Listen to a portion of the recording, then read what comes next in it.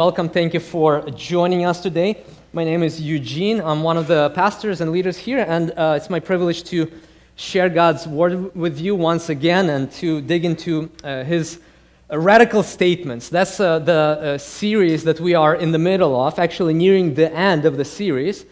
And just to catch you up, the idea for the series is to take a look at these radical statements that Jesus proclaimed, that Jesus said, that are as radical today as they were in the time of Jesus.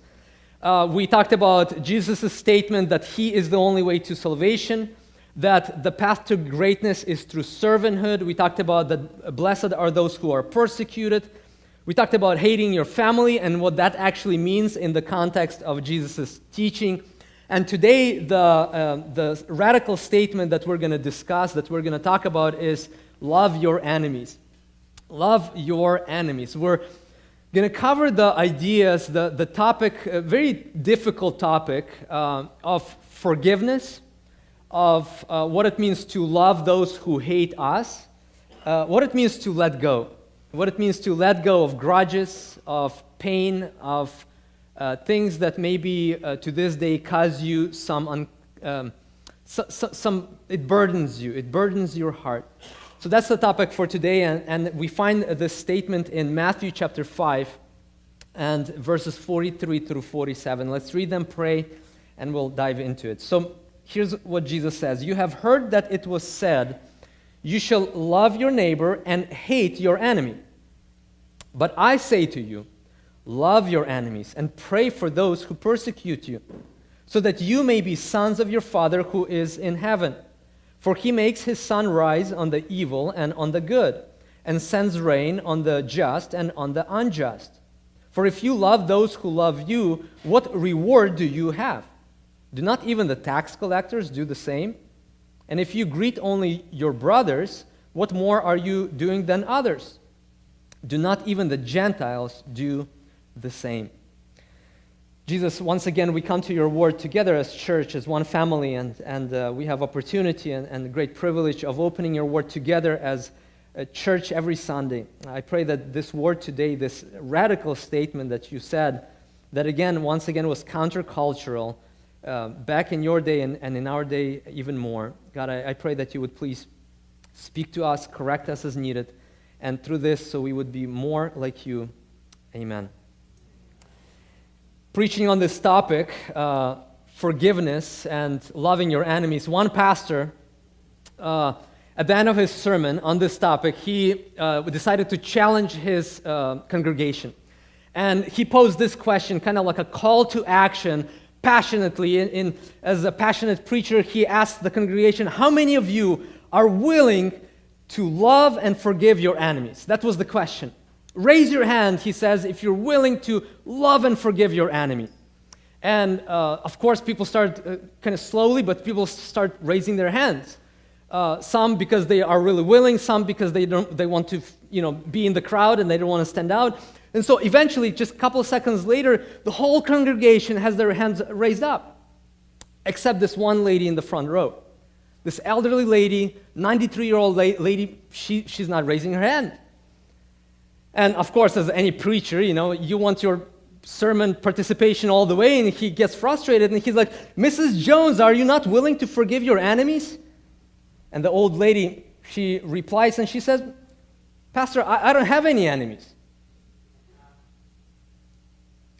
Pastor's like, you're telling me, Mrs. Jones, that in all 93 years of your life, you have 0 enemies?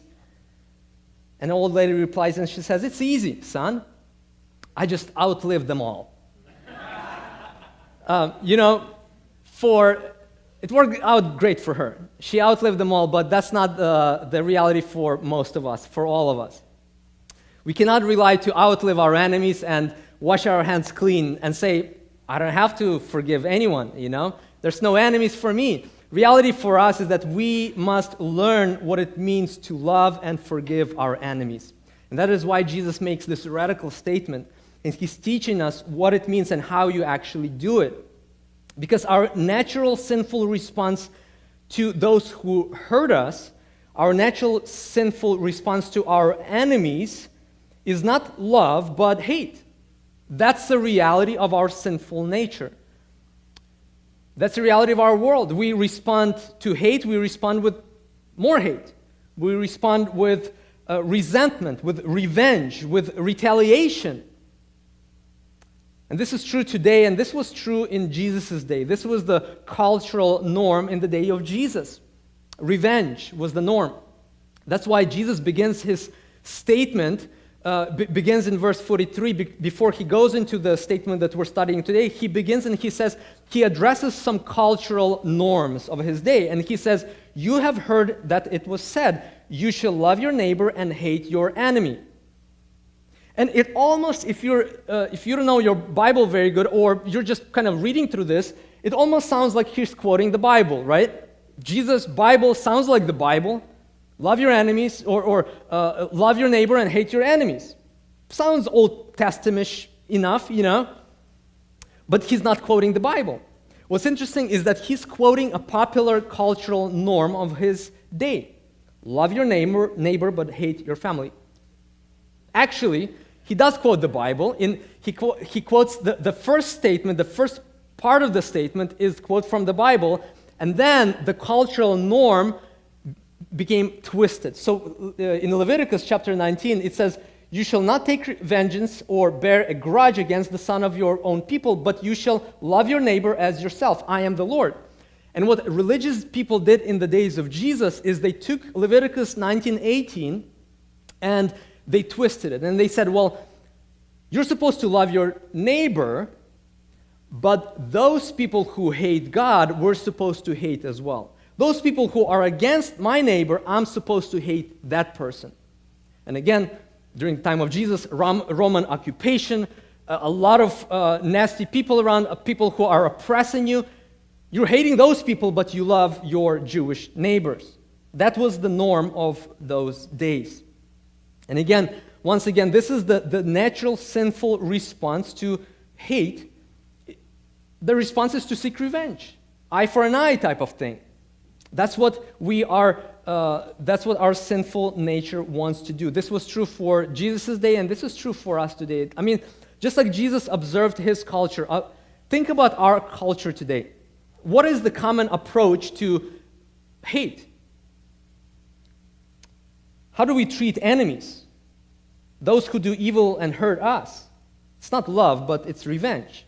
Maybe masked by love, but in reality, we want revenge. Because there's something about revenge that makes us feel good.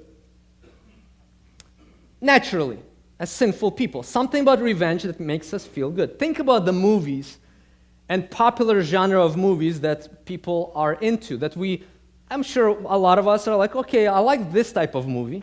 Think about the movie Taken, for example. You know the movie Taken.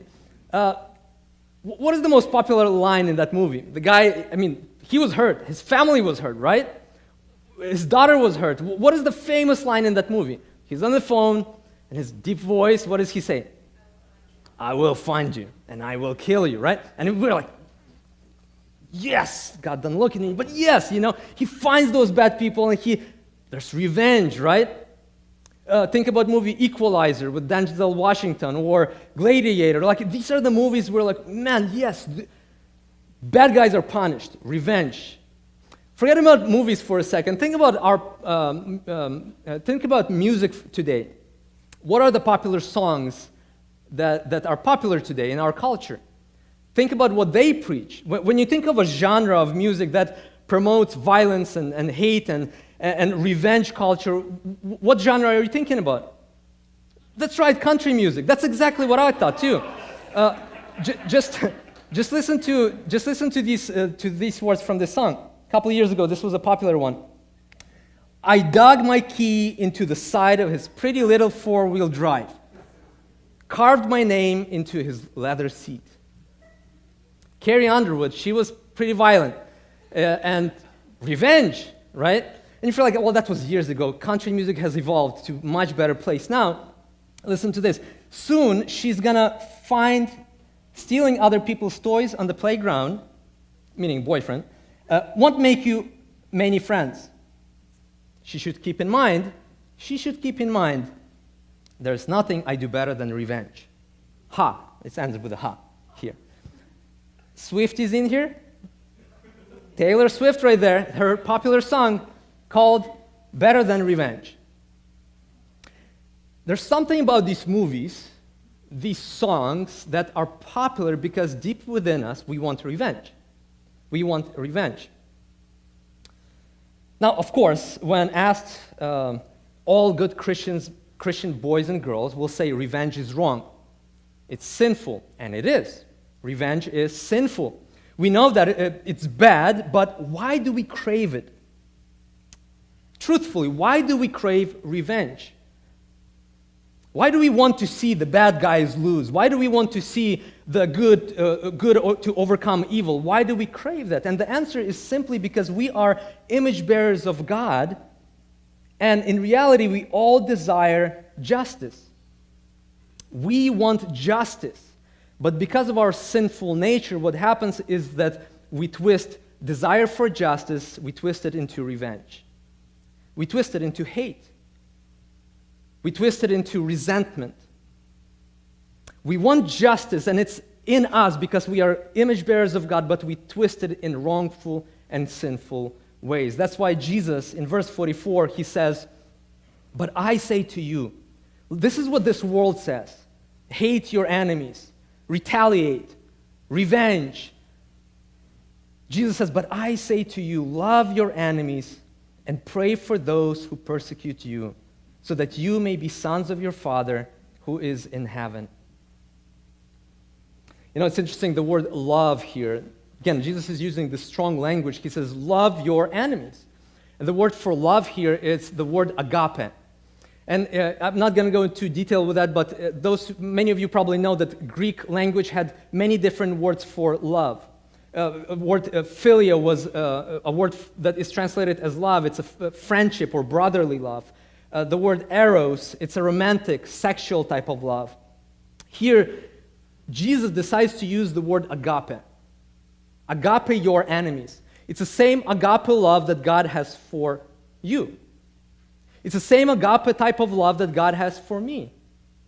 And Jesus deliberately decides to use that word here to describe our relationship to our enemies. Agape your enemy.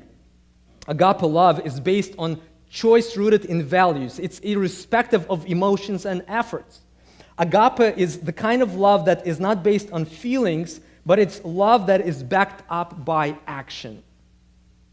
And what is the action here in this statement? What is the action that we must take when you love your enemy?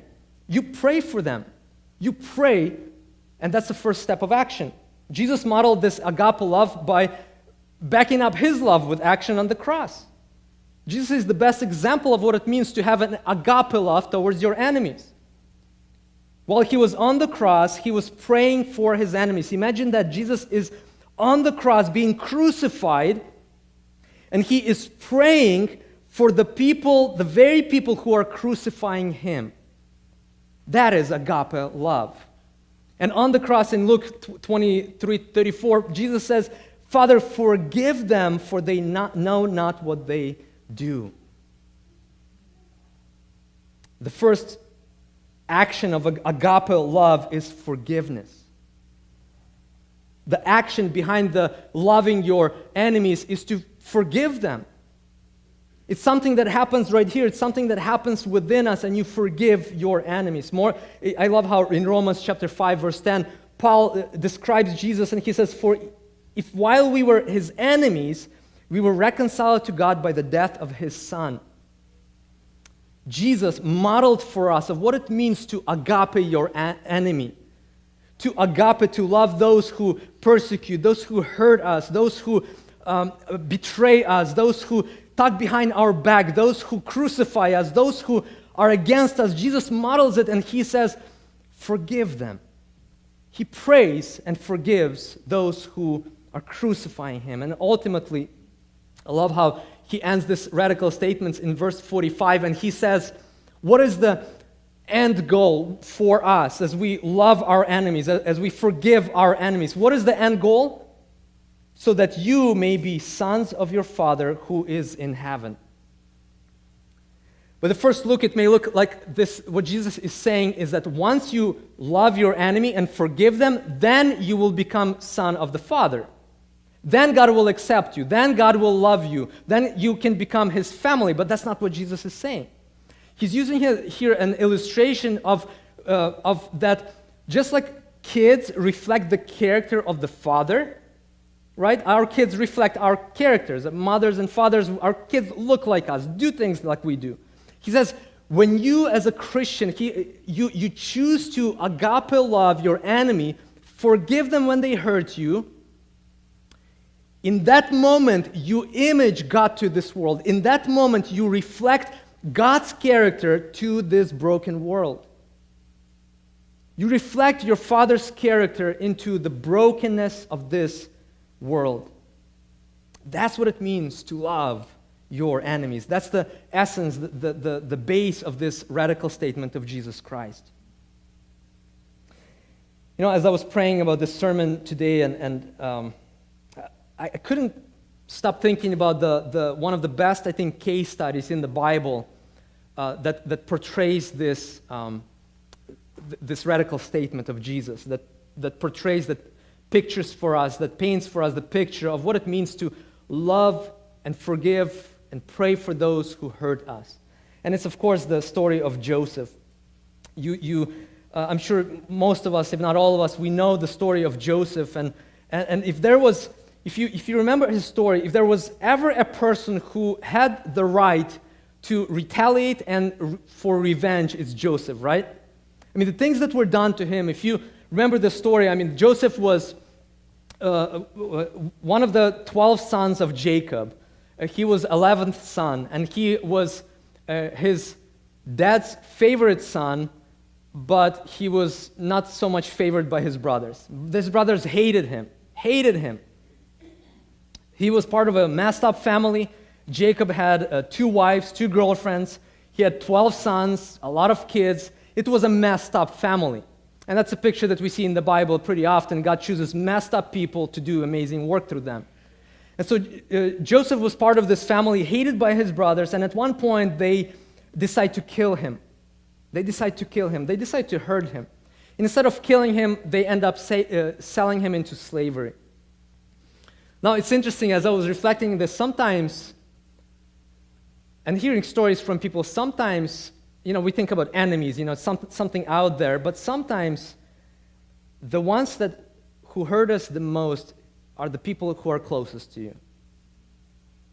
Your brothers. His own brothers wanted to kill him, wanted to hurt him, and then sold him into slavery. And so he's in the slavery for years and years. There's ups and downs. I'm not going to go into his story, but he is promoted, he is demoted, he is wrongfully accused by that day's Me Too movement, and he's thrown into prison. He is forgotten, and some 20 years later, he sees his brothers again. Some 20 years later, he gains favor with Pharaoh by interpreting his dream.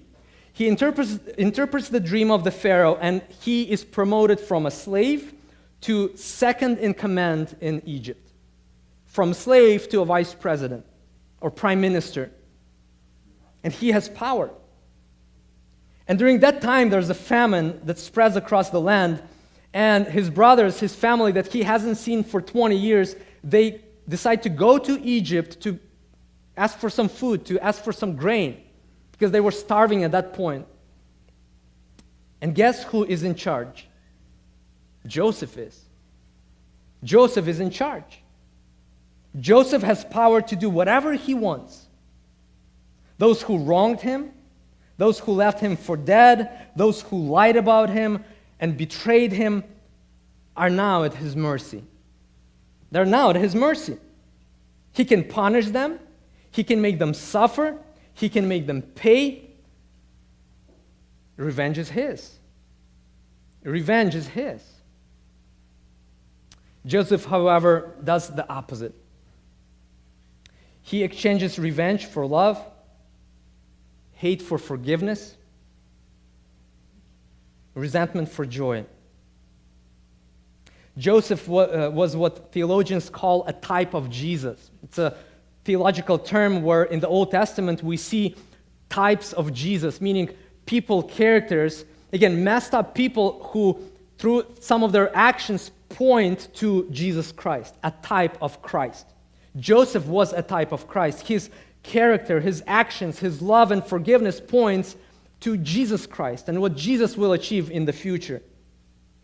And so Joseph's story points to a couple practical principles regarding love and forgiveness that are rooted in this radical statement that Jesus said to love your enemies. There's so much that can be said about loving your enemies and forgiveness that I don't want to go into too deep into it. But as I was preparing and rereading the story of Joseph, I just wanted to point out a few things that I think will be practical for us today and will be applicable. And what I like about Joseph's story is that it's not only that the story points to Jesus and gives us some practical lessons about forgiveness and loving your enemies, it also breaks up or dismantles some typical or common misconceptions about what forgiveness is. Because I'm sure that some of you already are listening to this and you're going to tell me, but you have no clue what they did to me, or you have no idea what they did to my family. Is there any nuance to Jesus' statement to love your enemies? Are you saying I have to love those who did that to me? What does it even look like? What does forgiveness even look like? Because in Christian circles, there's a lot of misconceptions. So let's go through a couple of these and we'll pray. Here's the first thing that we notice, or one of the things that we notice in Joseph's story. It's this idea, this concept that forgive quickly but trust slowly. What we learn from Joseph is that forgiveness is given quickly, but trust is gained slowly. So as the brothers come to Egypt to pick up some grain during this famine, Joseph is going to do something very, very interesting. And if you've ever got to this point of the story in Genesis chapter 42, and you're like, finally, the family is going to be reunited. These guys are going into Egypt.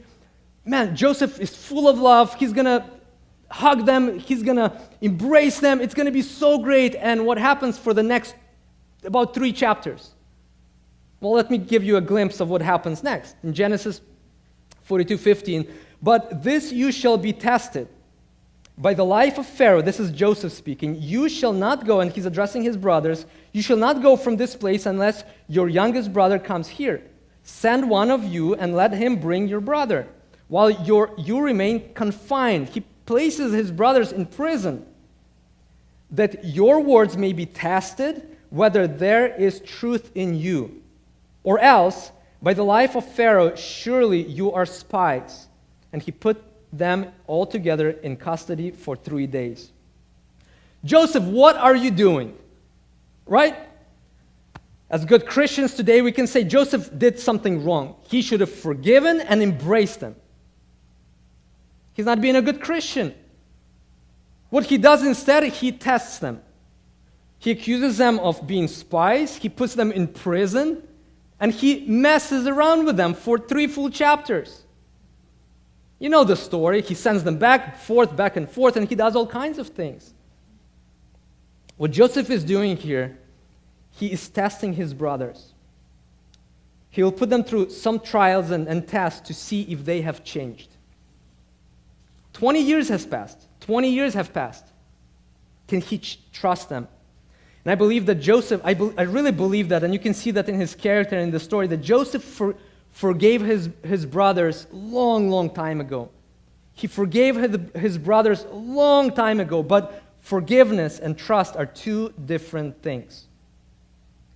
You know, Jesus was, again, very, very clear about forgiving. In this radical statement, Jesus says, love, pray, forgive. Other translation says, bless your enemies, those who hate and persecute you. Very clear. In Colossians 3:13, Jesus says, or Paul says, forgive as the Lord forgave you. Bible is very clear. We must forgive quickly. There's no excuse for Christians to hold on to grudges. We must forgive quickly. But trust is a different thing. There's an interesting passage in Jesus' life where in John chapter 2, Jesus is walking around doing his ministry, forgiving people, healing people, serving people. Meanwhile, there's Pharisees who are attacking him. There's religious people who are attacking him. There's all kinds of oppression going on against him. And here's what we read in John chapter 2. But Jesus didn't trust them. Another translation says, Jesus did not entrust himself to them, to the crowd, to the people, because he knew all about people. No one needed to tell him about human nature, for he knew what was in each person's heart. The idea is simple: forgive quickly, but trust slowly. Reality of any relationship, if you've been alive for longer than a couple of years, you know the reality of any relationship, that trust is gained slowly and lost very quickly. Would you agree with that? Trust is gained very slowly, but can be lost so quickly, just like this. How many of you are into skiing or snowboarding? Skiing, snowboarding, sliding down those crisp, wide hills.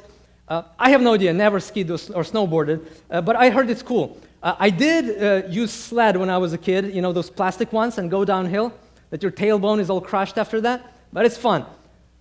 Here's one thing I remember. When you go down the hill, it's fast and quick, but going back up is very, very slow experience, right?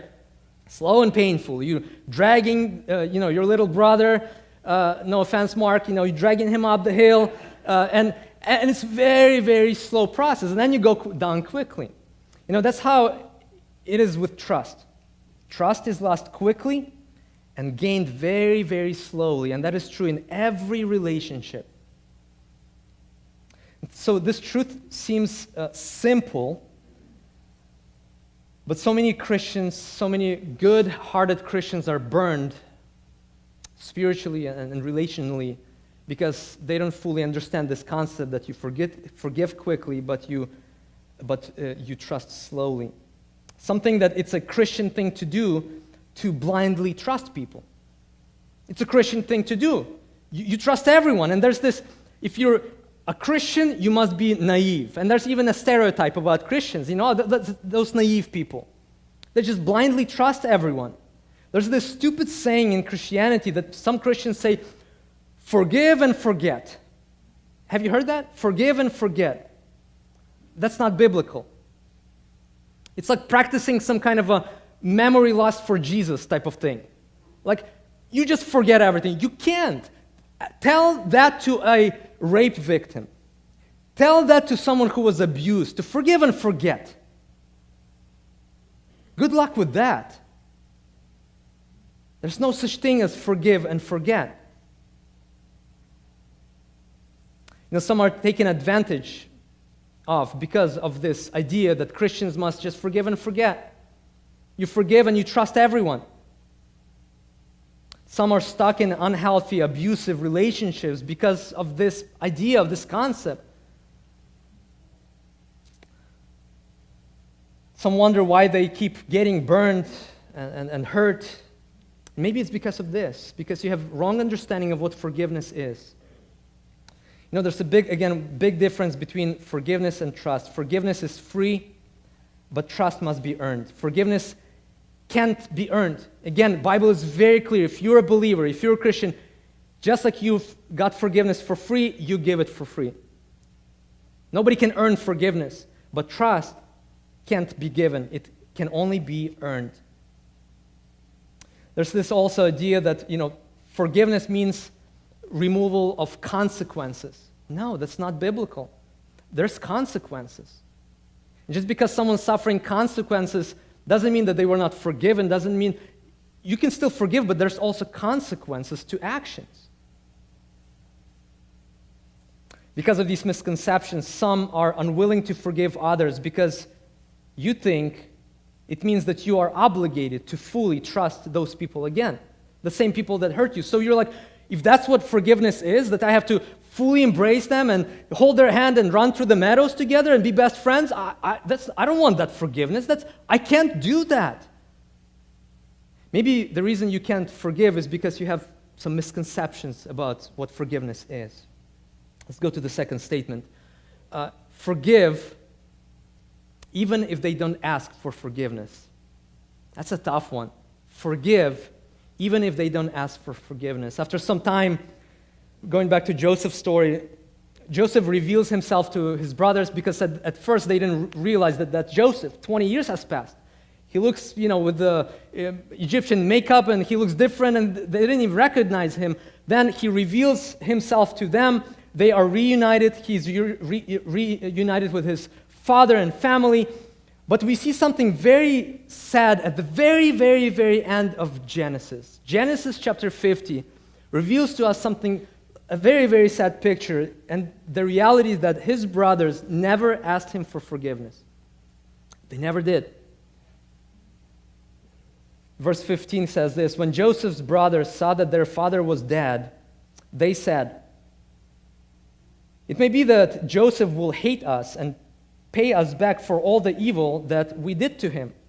They never got it. They never understood who Joseph is. They missed his character. They never, up to this point, they still don't get who Joseph is. And they're like, look, our father is dead. Joseph is going to turn on us and retaliate. So they sent a message to Joseph saying, so they're like, we have a plan. They devised a plan to manipulate Joseph.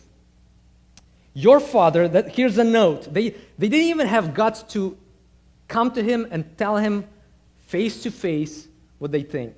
And so they sent him a note. Your father gave this command before he died. Say to Joseph, please forgive the transgressions of your brothers and their sin because they did evil to you. Notice the language. Instead of coming to Joseph in person, asking for forgiveness for all the 20 years of pain and hurt, they write a note saying that, listen, look at the language. Joseph, here's what our dad commanded you to do. Forgive your brothers. Their sin. They don't even have guts to say forgive us. They said their sin. Imagine Joseph reading this garbage. He knows that his dad didn't send this note. But listen to Joseph's response. But Joseph said to them, do not fear, for I am in the place of God. As for you, you meant evil against me, but God meant it for good, to bring it about that many people should be kept alive, as they are today. So do not fear, I will provide for you and your little ones. Listen to this is the last verse in Genesis. Thus he comforted them and spoke kindly to them. A type of Christ. While he was betrayed, hurt, almost killed, sold into slavery, he responds to them and he comforts them. And he speaks kindly to them. And he forgives them. That's the true test of a Christian. That is the true test of a Christian. Those who claim to be the sons of the Father, those who image the character of our God the Father to this broken world, that is the sign of a true Christian. Can you forgive someone who lies, manipulates, and never asks for your forgiveness? Joseph understood something very, very important, that God is God and he is not. He let God deal with the sins of his offenders. I love verse 19 where he says, am I in the place of God? He reads this dumb note and he sees their manipulative hearts, and once again they're hurting him, and he's like, am I in the place of God to retaliate and to hurt you and to revenge? I'm not in the place of God. He knows that God is God and he is not. So church, when you don't forgive, you're deliberately choosing and you're placing yourself in the place of God, in the place of a judge. This is where the subject of revenge comes back around. When you choose revenge or vengeance, as we read in Leviticus, over loving and forgiving, you put yourself in the place of God. In Romans chapter 12, Paul beautifully counters that, and he said, "Beloved, never avenge yourselves, but leave it to the wrath of God. For it is written, 'Vengeance is mine, I will repay,' says the Lord. To the contrary, if your enemy is hungry, feed him. If he is thirsty, give him something to drink. For by so doing, you will heap burning coals on his head. Do not be overcome by evil, but overcome evil with good." Here's why revenge never works. It is our broken way, revenge is our broken way of bringing justice into an unjust situation. And we cannot bring justice because we are not righteous like God.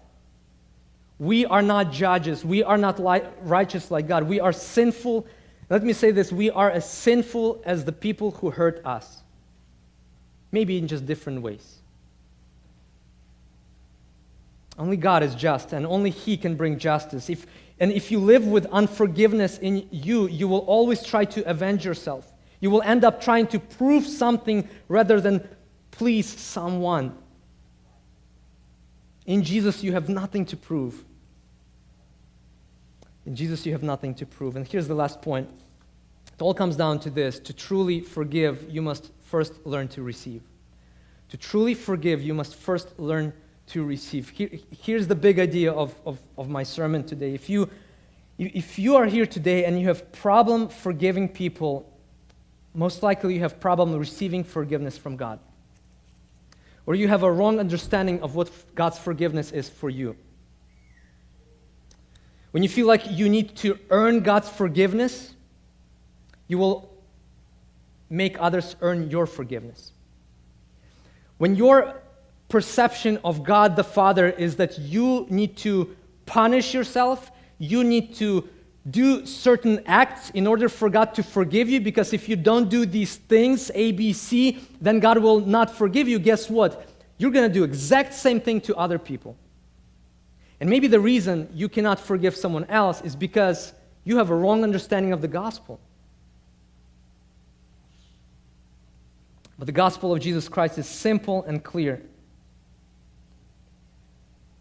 And there's sequence to it that trickles down to our lives. I love these three passages, and they really give you the entire gospel and how that relates to your relationship with others.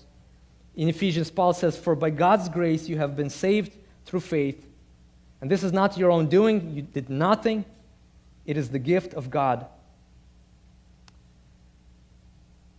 In Matthew, it says, "Give." Jesus says, "Give as freely as you have received this gift."